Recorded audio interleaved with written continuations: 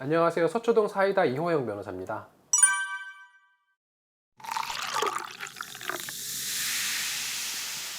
변호사님 아직도 조두순 인증하겠다는 유튜버들 많더라고요. 출소 몇 달 전부터 유튜버들이 조두순 집 앞에 가서 작살 낼 거다 막 이런 식으로 이미 예고하고 있었거든. 그리고 조두순 출소하는 날에는 그 구치소 앞에서부터 이미 난리가 났지.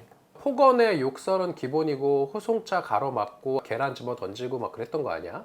한 손엔 셀카봉 들고. 놓치지 않을 거예요. 완전 아수라장이었지. 그 중에서도 출소 반대 집회를 주도한 BJ가 있었다는 거야. 호송 차량 위에 올라타서 호송 차량 막 발로 밟고 막 이랬던 사람. 그래서 결국 호송 차량 위에가 이제 파손이 됐고 법무부와 경찰이 그 호송 업무를 방해한 거야. 그래서 이런 혐의로 영장 실질 심사를 받았어. 그런데 결과적으로 법원에서 영장을 발부하지는 않았어. 구속이 안 됐다 뿐이지 나중에 실제로 판결은 유죄 판결 나올 거야 이거는. 그리고 앞서 그 조두순 출소 편에서도 이미 이야기했던 것처럼 국민들이 느끼는 분노 다 이해해. 근데 문제는 조두순 집 앞에 가서 그렇게 할 건 아니라는 거지. 지역 주민들은 도대체 뭔 죄냐고. 조두순 집 앞에서 막 댄스 음악 틀어놓고 춤추고 폭죽놀이하고 옷 벗고 고성 지르고 이거 뭐야? 뭐 하자는 거야 도대체. 이거는 진짜 가서 그냥 놀고 있는 거야. 놀고 있네요 진짜 이거. 아니 오죽하면 안산 시민들이 조두순보다 유튜버들이 무섭다고 했겠어. 그들의 마음을 우리가 헤아렸다면은 거기 가서 그렇게 행패 부리고 소란 피우면 안 되는 거지. 아니 그리고 이들이 하는 말 중에 진짜 말도 안 되는 게 자기가 뭐 조두순 어떻게 해버리겠다? 이거는 사적 응징이고 절대로 허용될 수는 없는 거야. 누군가를 벌하고 그거는 국가만이 할 수 있어. 공권력만이 할 수 있는 거고 사적으로 응징하고 이러면 나라가 엉망이 되는 거야. 법치주의가 무너지는 거지. 조두순뿐만 아니라 이런 사적 응징 얘기가 계속 나오는 게 결국은 솜방망이 처벌 그리고 사법 불신 때문이라고 봐. 최근에 보면 일명 디지털 자경단이라는 얘기가 있더라고. 그 대표적인 게 디지털 교도소야. 폭력, 살인, 아동학대를 저지른 범죄자들의 사진과 신상을 공개하는 사이트였는데 이곳에 한번 박제되면 30년 동안 삭제되지 않고 이들의 휴대폰 번호 같은 개인정보까지 계속 공개된다는 거거든? 그 취지는 알겠어. 근데 엄연히 명예훼손이지. 그리고 그게 진짜 사실인지 아닌지도 확인도 안 됐어 솔직히. 그 실제로 보면은 디지털 교도소가 성착취물 구매를 시도했다면서 한 대학 교수의 휴대전화 등 개인정보를 올렸는데 경찰이 수사해보니까 사실이 아니었다는 거야. 신상 공개됐던 교수는 10분에 한 번꼴로 모르는 이들의 전화가 계속 왔고 진짜 심할 때는 하루에 수백 통의 역설 문자가 왔었다는 거지. 그 실제로 보면은 디지털 교도소에 신상 공개되고 억울함 호소하던 20대 대학생이 사망한 경우도 있어. 그러니까 이렇게 잘못된 정보 하나로 누군가의 인생이 망가질 수도 있는 거야. 이거 어떻게 책임질 거냐고. 주홍 글씨라는 것도 있대. 이게 뭐냐면은 지인 능욕을 의뢰하는 나쁜 놈들을 잡아오는 거야 텔레그램 방으로.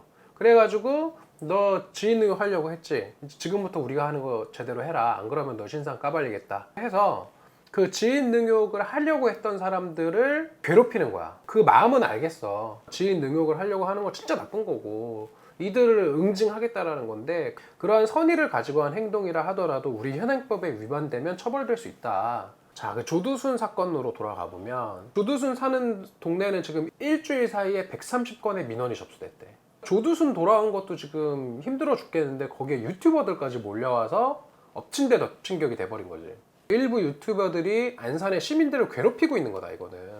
자, 이 유튜버들이 지금 행한 죄가 뭐냐? 공공장소에 막 가서 고성방가하고 주위에 시끄럽게 하는 거 있잖아? 불안조성이라고 해서 10만 원 이하의 벌금 구류 과료에 처할 수 있는 거고 경찰 호송 차량 가로막고 경찰들이랑 몸싸움하고 막 이런 거 있잖아? 이거 공무집행방해죄 적용될 수 있어. 5년 이하의 징역 또는 1천만 원 이하의 벌금에 처해질 수 있는 거고 조두순 그거 생중계한 유튜버가 3일 동안 뭐 1,700만 원의 수익을 창출했다는 이야기가 있더라고. 이러니까 너도 나도 이제 유튜브 하는 거야. 그 앞에 가서 라이브 스트리밍 하면서 그렇게 난리 피우는 거 있잖아. 그거 조두순을 이용한 돈벌이고 지역 주민들한테는 가해 행위야. 범죄야. 어떤 특정 사건이나 소재로 삼아서 방송하는 거는 그들의 자유야. 근데 그런 방송 과정에서 다른 사람한테 피해를 끼치면 안 되겠지. 조두순 집 앞에 몰려가서 유튜버들이 경범죄 처벌법에 위반되는 행위들을 했잖아. 그렇게 해서 거두어들인 그 수익 몰수할 수 있는 장치가 필요한 것 같아. 그래서 오늘의 사이다 한마디, 민폐방송 수익 몰수법이 필요하다. 변호사님, 화난 연쇄살인 8차 사건 범인으로 지목된 윤석열 씨가 드디어 무죄 선고를 받았더라고요. 그러니까 무려 32년 만에 진실이 밝혀진 거야. 화성 연쇄살인 8차 사건 같은 경우는 이전에 일어났던 5차, 6차, 7차랑 되게 수법이 비슷했는데 경찰이 범인을 잡아온 거야. 근데 그 범인이 소아마비를 앓고 있던 윤석열 씨였어. 근데 윤석열 씨는 재판을 받으면서 자기는 진짜 범인이 절대 아니다라고 이야기했는데 법원에서 받아들여지지 않고 결국 무기징역을 선고받았어. 20년 살고 나왔는데 작년에 진범이었던 이춘재가 잡힌 거지. 그래서 윤석열 씨가 30년 만에 재심을 청구했고 재판 결과 무죄를 선고받은 거지.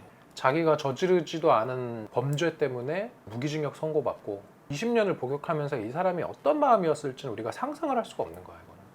윤석열 씨는 집에서 불법 체포당했었고 야산으로 끌려가서 경찰로부터 가혹행위를 당했다는 거야. 그리고 구금당한 후에 3일 동안 잠을 안 재웠대. 고문하고 자백 강요했다는 거지. 그래서 윤석열 씨 말에 따르면은 경찰들이 불러주는 대로 진술서를 썼다는 거야. 그리고 진짜 웃긴 게 범행 현장에서 범인의 채모가 발견됐다는 거야. 그러니까 윤석열의 혈액형이 B형이었고 그 현장에서 발견된 채모도 B형이었다라는 거지. 근데 이춘재는 O형이었어. 이게 무슨 말일까? 국가수 감정 결과가 조작됐다는 거야. 그렇게밖에 해석할 수가 없거든. 그리고 현장 검증 때도 범인으로 지목된 윤석열가 담을 넘어서 침입했었어야 되거든? 근데 윤석열가 소아마비를 앓고 있어가지고 담을 못 넘는 거야. 그래가지고 경찰들이 그때 벽돌을 받쳐주고 부축을 해서 담을 넘게 했다는 거지. 그러니까 진짜 이게 진짜 나쁜 놈이지. 증거를 조작해서 한 사람을 범죄자로 만들어버린 거거든. 어떤 말로도 이건 옹호할 수가 없는 거야. 자, 윤석열 씨는 우리나라 형사보상법에 의해서 감옥에서 지낸 만큼을 돈으로 보상받을 수 있어.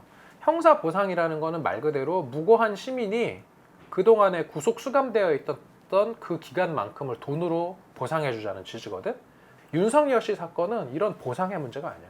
이건 국가가 불법행위를 저질러서 무고한 시민을 감옥에 쳐넣은 사건이잖아. 그러면은 형사보상금은 당연히 받아야 되는 거고 거기에 플러스 국가배상금 또 받아야 되는 거야. 정신적 고통, 그 위자료 이거는 몇십억, 몇백억 해도 나는 부족하다고 봐. 국가 배상을 할 거면 그러면 전제 조건이 뭐냐? 진상규명이야.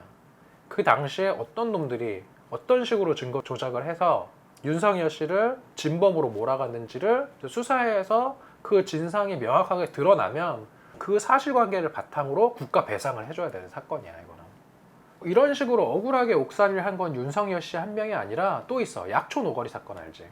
이게 영화 재심으로도 알려져 있는 사건인데 2000년에 전북 약촌 오거리 버스 정류장 앞에서 택시기사가 운전석에서 흉기에 찔려서 사망한 채로 발견된 사건이거든. 이 사건의 목격자가 당시 15살이었던 최 씨였어. 근데 목격자가 이제 범인으로 지목된 거야. 경찰이 어린 최 씨를 여관에 감금하고 잠도 재우지 않고 폭행을 통해서 거짓 자백을 유도했어. 그래서 경찰은 최 씨가 택시기사와 시비가 붙어서 홧김에 살해한 사건으로 만들어버린 거야. 그러니까 이때가 막 다 이럴 때였나? 믿을 수가 없다. 이런 사건이 또 있어. 1990년에 일어났던 낙동강변 살인 사건인데 이 사건은 문재인 대통령이 변호사 시절에 맡았던 사건이야. 2년 동안의 수사 끝에 최 씨와 장 씨를 범인으로 지목을 한 거야. 근데 이때부터 경찰의 가혹행위가 시작됐다는 거거든. 거꾸로 매달린 채로 물고문을 당했고 구타를 당했다는 거야. 그래서 견디다 못해서 허위 자백을 했다는 거야. 그래서 재판 과정에서 고문당했다고 항의를 했는데 결국은 법원에서 안 받아들여졌어. 무기징역을 확정한 거지. 20년을 살고 모범수로 가석방 됐던 것 같아. 근데 이제 올해 30년 만에 열린 재심 결심 공판에서 검찰이 무죄를 구형했어. 이 당시에 장 씨를 변호했던 문재인 대통령이 이렇게 이야기했어. 장 씨가 당시에 시력이 아주 나빴다는 거야. 거의 장애인 수준이었다는 거지. 게다가 그날은 달도 없는 깜깜한 그런 돌밭임에 안 보여, 일반인들도. 근데 거기에서 쫓고 쫓기는 식의 범행을 저질렀다는 거지. 이게 말이 안 된다는 거야. 문재인 대통령이 자기가 35년 변호사 인생 중에 가장 한이 되는 사건이라고 했어. 내가 이 기사를 접하면서 진짜 실망스러웠던 지점이 뭐냐면은 경찰이 내놨다는 사과문이야. 경찰의 메시지는 뭐냐면 사과한다. 인권 보호 장치를 더 두텁게 해서 이런 일 뭐 발생 안 하게 노력하겠다. 그 다음에 또 하나는 당시 사건과 관련된 수사관이 현직에 없으니까 특진한 5명에 대해서는 특진 취소할 방향을 한번 검토하겠다. 여기에 진짜 필요한 메시지가 난 빠졌다고 봐. 재수사해야지. 진상 규명을 해서 그 당시에 이러한 천인공노할 불법 행위를 저지른 사람들이 누군지, 그리고 그들이 어떤 식으로 사건을 조작했는지를 명명백백하게 밝힌 다음에 처벌해야 될 거 아니야. 그래서 오늘의 사이다 한마디: 수사 공권력 남용한 범죄에 공소시효는 없다. 변호사님, 이번에 여성들 성추행한 목사 얘기 좀 해주세요. 언론에서 아주 지금 난리가 났고 수사가 진행 중인 사건이야. 피해자들이 접수한 고소장에 따르면 이 사건 시작은 2002년부터 목사가 신자의 자녀들을 양육하겠다 해가지고 목사가 아이들을 돌보게 된 거야. 근데 이때부터 지속적인 성추행이 시작됐다는 거지. 목사가 아이들한테 음란마귀를 빼야 된다 이야기하면서 애들을 성추행하고 심지어 그 동영상 촬영까지 했었대. 그리고 그 추행 장면을 촬영한 걸 또 같이 봐야 된다 이렇게 했다는 거거든. 언론 보도에 따르면 음란죄 상담을 해준다면서 아이들을 자기 방으로 부르고 응하지 않는 애들은 다른 애들을 시켜서 폭행까지 시켰다는 거야. 심지어 애들한테 속옷만 입힌 채로 목사님 사랑해요라는 구호를 외치면서 동영상까지 찍게 했다는 거거든. 왜 이러지? 14년 동안 이런 식으로 성추행이랑 가혹행위들을 당했는데 애들이 나이도 어리지, 자기들을 키워주는 목사지, 신적인 존재인 거야. 그러니까 목사가 설사 이런 얘기를 한 게 사실이라 하더라도 애들이 저항할 수는 없는 상황이었겠지. 지금 현재 목사 측은 그 혐의 사실을 전면 부인하고 있어. 다 사실이 아니라는 거야. 그리고 수사기관에서는 증거 자료들이 있는지 지금 찾고 있는 거야. 이게 진짜 사실이면 목사가 아니라 악마인 거고. 그리고 또 문제는 애들이 의무교육도 제대로 받지 못해서 성인이 될 때까지 한글조차 모르는 경우가 있었다는 거야. 장애 판정을 받으면 일반 학교를 이제 못 갈 수 있으니까 장애 판정을 받게 하려고 연습까지 시켰다는 얘기가 나오는 거야. 그리고 애들 이름이나 주민등록상 주소 같은 것도 계속 바꿔서 교육청에서 애들을 찾지 못하게 했다는 혐의도 받고 있어. 그러니까 이런 게 다 만약에 사실로 밝혀지면 아동 청소년 성착취 동영상, 불법 동영상을 촬영한 거여서 무기 또는 5년 이상의 유기징역이야. 진짜 경악할 만한 그 목사 범죄 중에 이재록 목사 사건이 있거든. 이재록은 자신과 하나가 된다는 의미에서 하나팀이라는 여성 신도들의 그 모임을 만든 거야. 여성 신도들을 하나씩 불러서 성폭행하고 심지어 집단 성행위까지 강요했어. 자신과 성관계를 하는 게 종교적인 행위다 이런 식으로 주장을 한 거거든. 신도들이 머뭇거리면 하나님이 너를 선택한 거다. 너랑 나랑 성관계를 하면 천사들도 눈을 돌린다. 천국에서도 이렇게 한다. 이런 이야기 했대. 2010년부터 5년간 40여 차례 성폭행과 성추행을 했다는 거야. 여신도들이 이재록을 고소했고 상습 준강간 혐의가 인정이 된 거야. 준강간이 뭐냐? 술 먹고 의식을 잃은 여자를 간음하면은 준강간죄가 되고, 또 이 사건처럼 위력 관계가 너무 심해. 그래서 항거 불능 상태가 되는 거야. 목사가 이야기하면은 거기에 항거할 수가 없는 피해 여성들의 심리 상태를 이용해서 간음을 했다. 이렇게 해서 이제 준강간이 인정된 거지. 그래서 16년으로 이제 최종 확정됐고, 이재록과 만민중앙교회가 공동으로 성폭행 피해자들한테 12억 8천만 원을 지급하라라는 이제 민사 판결까지 나왔어.